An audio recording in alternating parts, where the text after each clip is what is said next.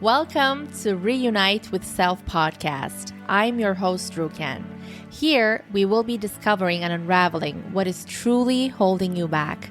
We will put the puzzle together and give you clarity on how and what you can do to create massive shift in your life so you start creating the life you always envisioned for yourself. There is no more waiting. Whether it is liberating from dysfunctional family patterns or parenting tools and tips that actually make the difference, we will be diving into the truth and core of things that are simple and which yet no one talks about. I will be sharing with you all the things that would have changed my life massively if I heard any one of these episodes. A new world is awakening, and true bliss, harmony, and peace is possible on this earth. And my mission is to bring you closer to that, one step at a time. In this safe space, I will hold your hand and give you courage and certainty that you can shift anything and everything in your life. It is time we break the pattern. Whether you want to be the parent you never had or make a shift in your life so you don't play small any longer, you will find the support and guidance in this space. My intention is for you to find answers within yourself while you listen to this podcast, so you feel the bliss of reuniting with your true essence, with self, with so much love and compassion and courage. From my heart to yours, let's keep it rockin'. My gorgeous listener, welcome to another episode on Reunite with Self. I am very excited about this episode. I've been meaning to do this episode on this topic for almost not a year, but more than 6 months, I guess, for sure. So this episode is about what kind of parent creates what kind of child or individual or adult. And we're going to talk about the 4 types. And this topic is based on a book, Celestine Prophecy. Maybe you've heard of it, maybe you've not heard of it, maybe depending on what age you are as well. So this book was published on 1993. The writer is James Redfield. It was a very important book for me when I was a teenager, maybe almost 18. The first time I came across this book, no, I can't be 18. Yeah, 1993. I was 10 years old. I didn't come across it when I was 10 years old. But, as I was a teenager, I found this book in Turkish, and it was mind-boggling to me, because it was talking about parenting in such a way that resonated with me so much, about how you see a baby and how you should approach a baby, as you're parenting. It was just fascinating for me. But the interesting thing is that I guess I was not ready for it subconsciously, so I didn't actually finish the book, although it's one of the very, very few books that I remember from my teenage years. Very few books. It's I think I remember only 2 books from that time. And this one I did not even finish. I am sure I don't know, I was an adolescent, so I didn't have the patience. I am not sure, but I know that I was fascinated by it, and I am so happy that I didn't finish it, because that was the reason that I started reading it again. Did I read this in English? Yes, I did. What did I do? No, I listened to it on audiobook, I guess 2022, maybe towards the end, or yeah, the fall time, I guess 2022. And I was so fascinated. I was fascinated as the same. And I just wanted to do episodes on this. It's just it's fascinating for me to read books, fiction books that are almost I believe these are downloads to the writer. It's just really, truly fascinating for me. These kinds of books, it's not like they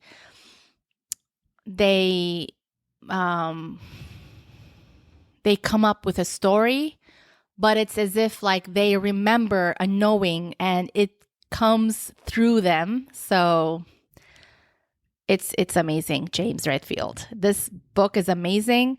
I listened on audiobook because I was driving a lot during that time. So it was great for me. And I was like sometimes stopping the book, not listening to it anymore, to wait to go back home so I could take notes while I was listening. These are truly very special books. So first of all, I'm gonna, before we get into it about the 4 types of individuals, I know that you're excited to hear. This was so fascinating in a very simple approach. But I want to first read you a little bit about the book so you have an idea. And I think this book has a film as well with the same name, Celestine Prophecy. And the last time I checked it around like New Year's, and it was on YouTube. So you can go ahead and watch that as well. I'm not sure how the film is because sometimes stories like this, this book talks a lot about energy, consciousness, spiritualism, how this character is opening up to and seeing and being more conscious of how people have energies. We all have energy. Some people steal energy, like plants have energy. So the book is fascinating. I'm not sure how it would translate into the film.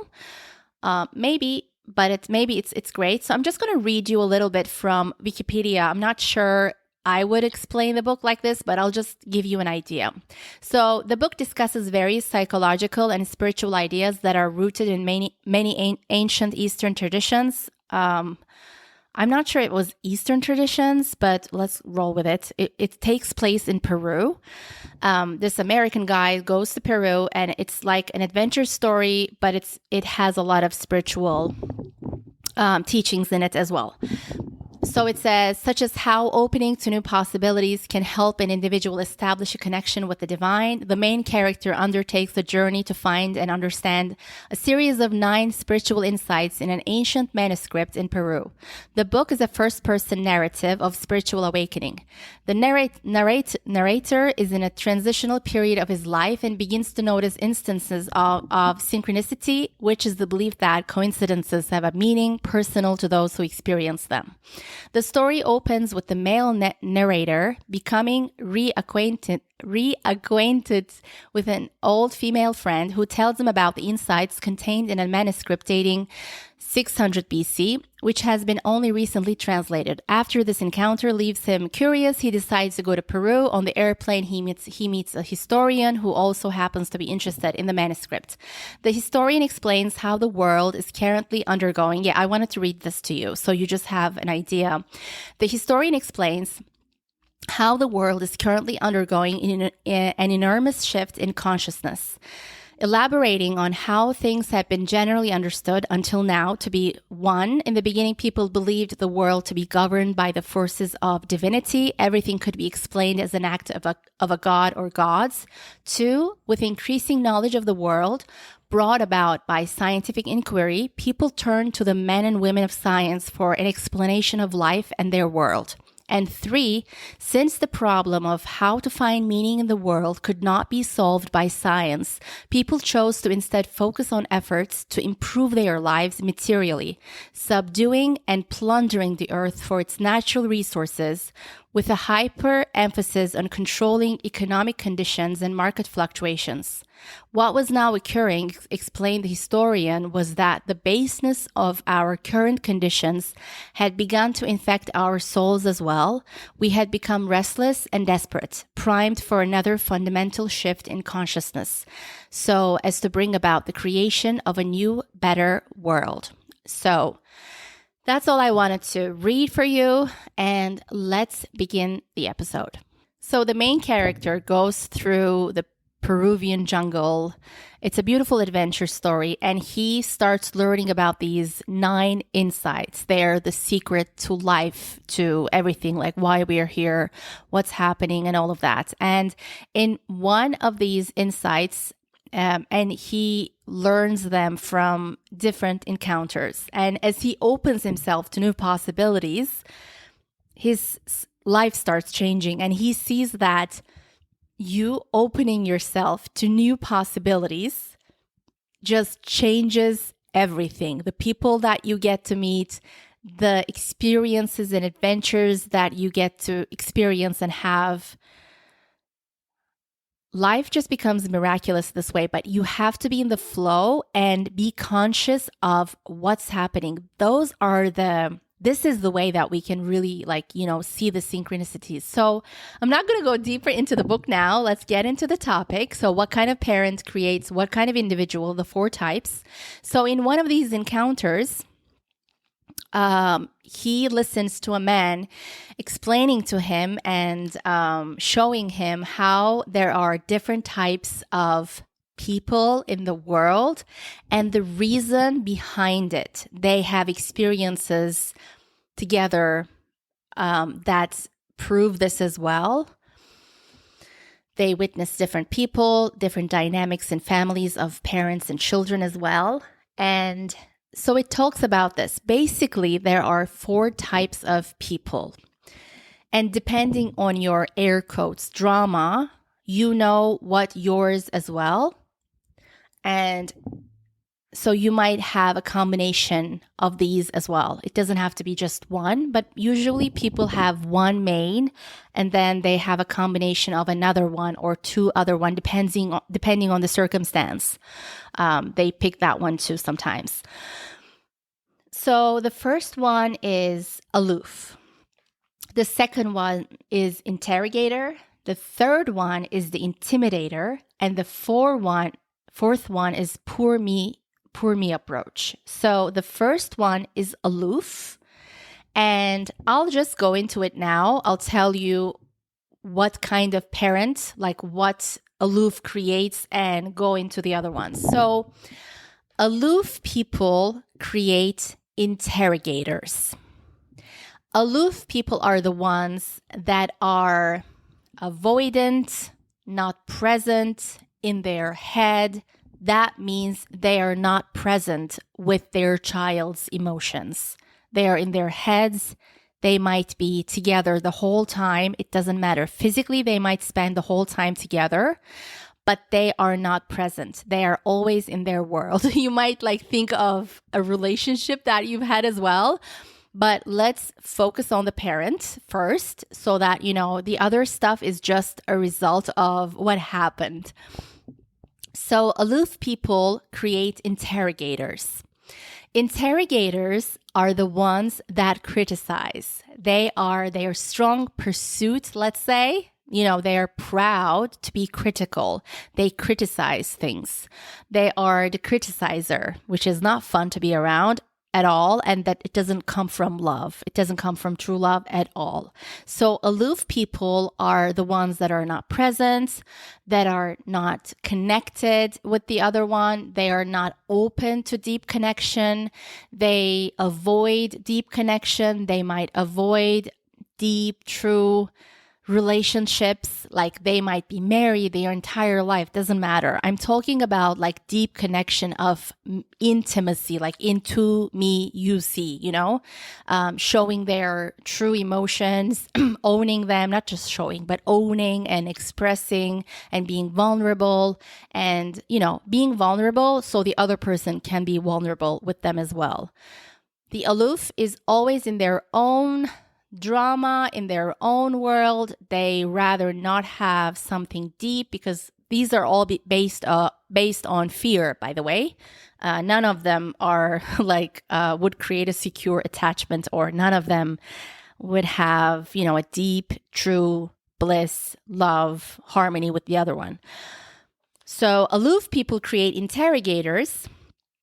Interrogators are the ones, just to give you an example, as a parent, they ask you a question.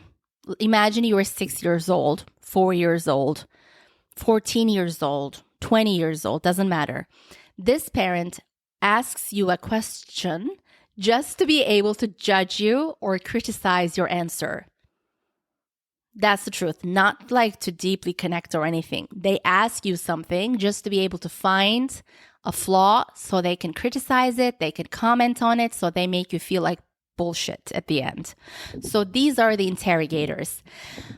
And I'll tell you why as well. So aloof people create interrogators because aloof people, when the child is around someone who is avoidant, not present in their own world, not connecting, not seeing them, how does that child get any attention? How does he know? How does he learn how he or she can get attention? The only way she realizes that they can get attention and so love in their subconscious, this is their belief. They do this subconsciously. This is their belief. The only way that they can get the aloof person's attention, and so in their future life as well from their close ones, is by criticizing them, by finding things that they have errors in, that they're not correct in, that they're not great in, that there is something to comment on, evaluating even. You know, it's because I believe criticizing, it's not just the negative, like always saying, finding something positive to say as well. The way you do it is sometimes evaluating as well. Like you have to be so conscious of all your actions because it has to be so perfect. And you're asking, like, you know, you go after that validation as well if you have someone criticizing you so much. So aloof people create interrogators. The child of an aloof individual becomes an interrogator because by criticizing, the only way they can get attention, any kind of attention, meaning love for them, is judging and criticizing the other one. So what happens when this interrogator has children, becomes a parent? Well, not great. So interrogators make people aloof. Why? You can imagine. Interrogators are the ones that criticize their children a lot. So what is the way that this child, the child of an interrogator, feels safe? The only way they will feel safe, and they make this decision in their subconscious, is if they're aloof, if they don't go into deep connections, if they choose people that are avoidant, if they, don't have a true deep connection. They might be married throughout their whole life again. It doesn't matter. You might still be aloof. This is the only way they will feel safe because they are not abused by someone who is constantly watching them with the eye of the criticizer. So they can only feel safe if they are not in a relationship, because the first experience they have of a family relationship, a close relationship, is that when you are vulnerable and open, you will be criticized and you're going to feel like whatever. And so their, let's say, egoic protection mechanism is becoming aloof. So the book talks about what's your drama, like based on your drama. If you're someone who criticizes other people, if you are someone that, does not have a true, like you're an avoidant, you don't get into connections that you will have a true deep relationship with, or are you the one playing the victim? Like, what is your drama in life? And from there, you can find your own type. And watching other people, what is their pattern? You can find their pattern as well, their type as well. And it's very interesting when you look at people and their relationship with their children. Like, this is exactly how it follows from generation to generation. It's really fascinating.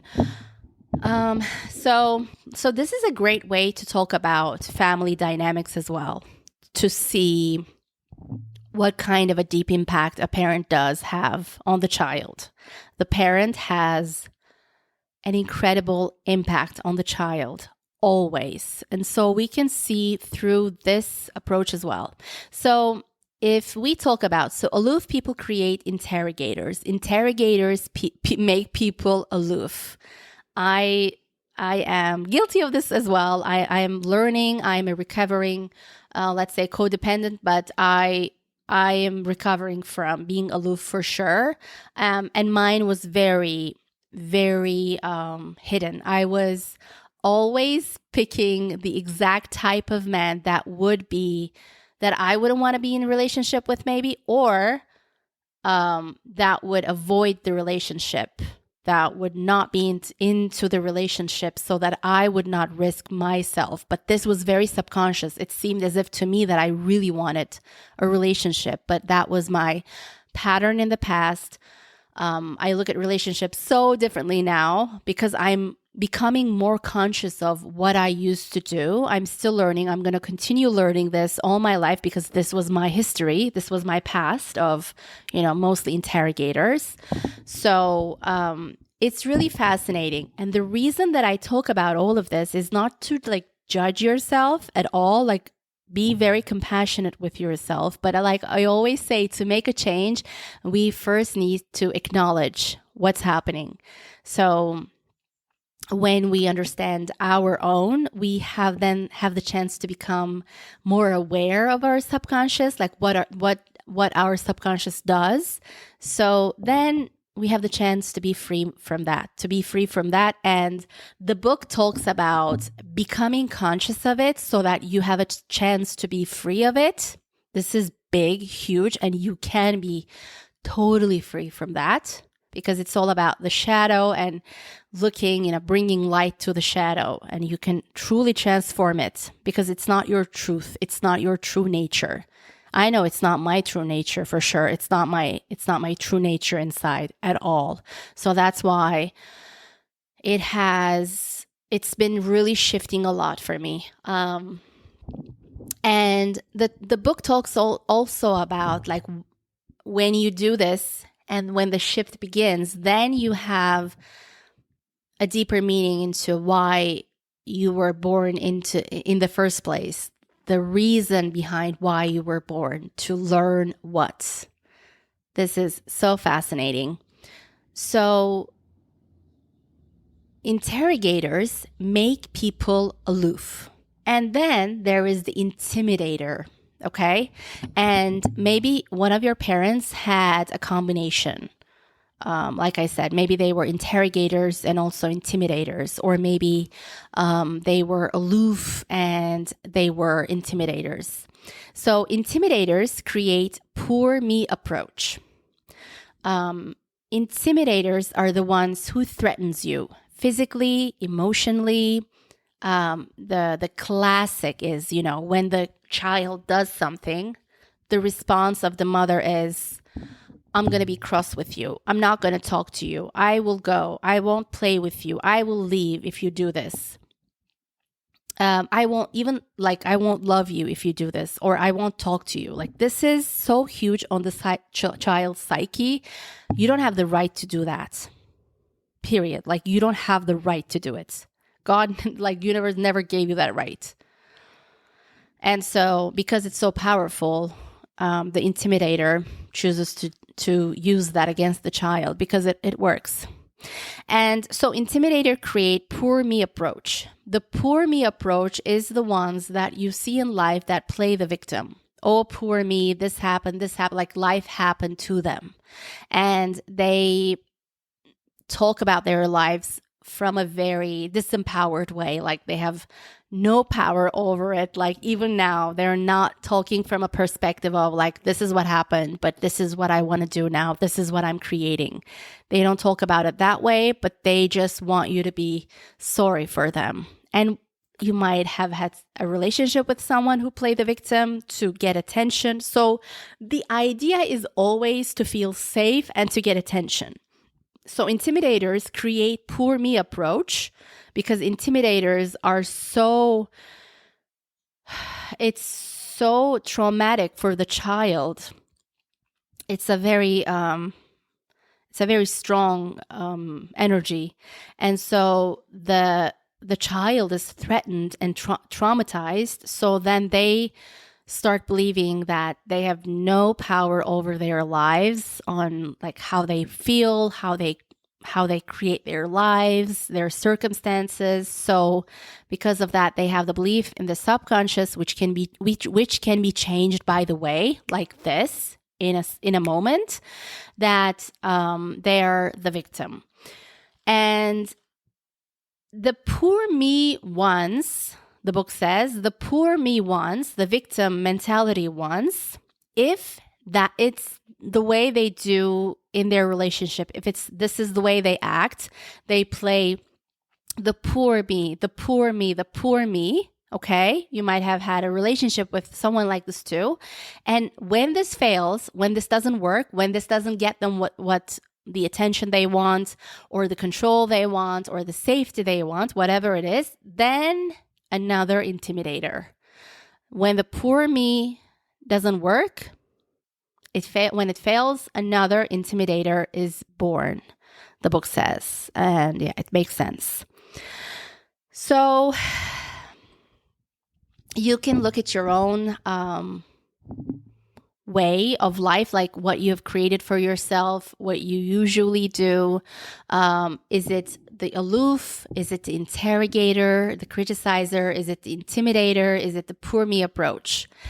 And you can look at your parent who you had more challenge in the past as well, to see what they did and what your pattern might be. Because mine was very hidden from me. I was creating situations for myself where I could stay aloof, but it didn't seem as if it was my choice.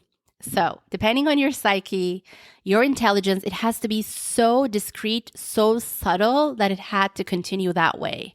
But the moment that you start realizing, it starts shifting. It starts shifting in a massive way.